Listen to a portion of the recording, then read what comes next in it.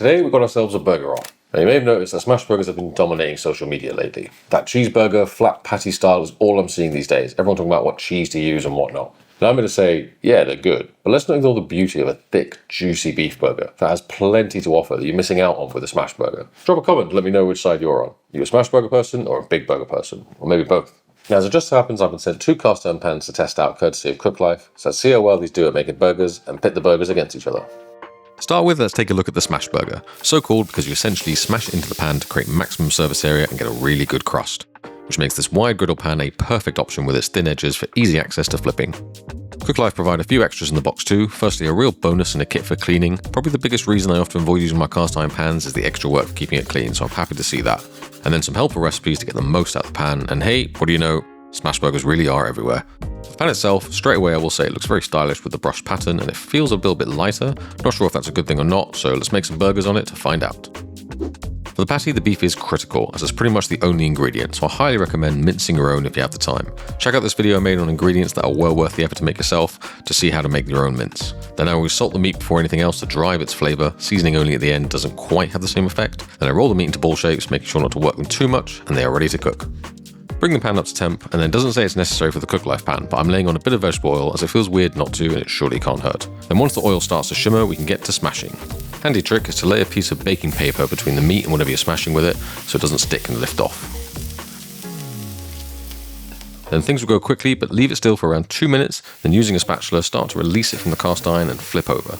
The heat distribution here wasn't quite even, seems, but that could be to do with my hob, and overall it's a very decent crust, which is the advantage of a cast iron. Then nail on some American cheese, as is always the way. American cheese is the best cheese for a cheeseburger because it melts without splitting. And it'll be done in literally a minute. You can do onions and stuff as well if you so desire, but I'm keeping it simple today. And because they're so flat, I often stack at least 2 on top, and that's where a griddle pan like this really helps, so you can get your spatula in when using the whole diameter of the pan. To get one of these yourselves, head on over to cooklife.us/Geoff123 to get 5% off your order or enter the code Geoff123 at the checkout. Lift it off the pan, and the griddle has done a nice job. These look pretty darn good. So on a toasted bun, I like to keep it simple for smashburgers. Bit of burger sauce and lettuce is all I need. And that is the smashburger done, and it's come out excellent, I will say. Bit of crisp on the edges, but still holds moisture in the middle. You can see why it's popular. But now let's see what a big, thick burger can bring us. And for that, we're going to need a skillet, as the cooking methods go a step further here. As with the griddle pan, we get a cleaning kit and recipe book, but with the added bonus of a wooden spatula, which again has a nice stylish finish to it, as well as a anti-scalding silicone handle protector, which is going to come in super handy when taking this in and out of the oven. And like the griddle pan, the skillet looks premium and is surprisingly light, so let's test it out. With more meat in a thick burger, we can play with the flavors a bit more. I'm adding in some paprika and cumin and then pouring in a beaten egg to help bind it, as well as some breadcrumbs to soak up the fat that gets rendered out and keep all that flavor. Then scoop up a big handful and form a large hockey puck-like shape. When I said thick, I meant thick. Look at that thing. Now again, we're preheating the cast iron and adding a touch of oil. These pans retain the heat really well, which is going to help finish the burger as we won't lose temperature as we move the pan off the heat to baste and go to the oven. Sear the burger on one side until you start to see the colour creep up the edges, then give it a flip and bring the heat down a bit. Now here's where we can elevate things beyond what a smashburger is capable of. Like a steak, I'm going to baste the burger in butter, getting extra flavour into the meat, which those breadcrumbs are going to lap up beautifully. Then top with cheese, and I can test out the silicone handle by popping it on. Just about. And then into the oven to finish cooking the middle for a perfect texture, aiming for medium cooked, so slightly pink still, should only need about 3 to 4 minutes. Then all that's left is to construct it with your favourite toppings, a bit of lettuce and tomato, and then that gorgeous burger that is dripping with flavour. I like to add some raw onions, which I've run under cold water for a minute or so to give them a really nice, crisp, slightly sweet taste. Also add some pickles on top, and you've got a very good looking burger, I must say.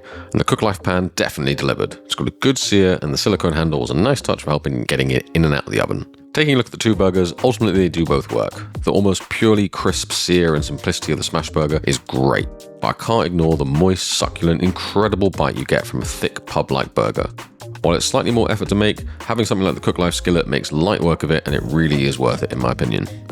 Now, having tested out the COOKLIFE griddle pan and skillet, I have to say I am pleasantly surprised. For a home cook like me, I crave for things to make my life easier, and the biggest plus I can say for these is you get the benefits of cast iron, but without having a big heavy pan which is annoying to keep around the kitchen and hard to clean. The cleaning kit was exactly what I needed, and it made the clear up a breeze. The performance won't necessarily match some of the more expensive brands, but if you're someone who wants to be able to make good quality burgers like this in a stylish clean kitchen, then COOKLIFE definitely could be a good option for you. For 5% off, use the link cooklife.us/Geoff123, which I'll have linked down below. And in the meantime, get cooking, and I'll see you in the next video.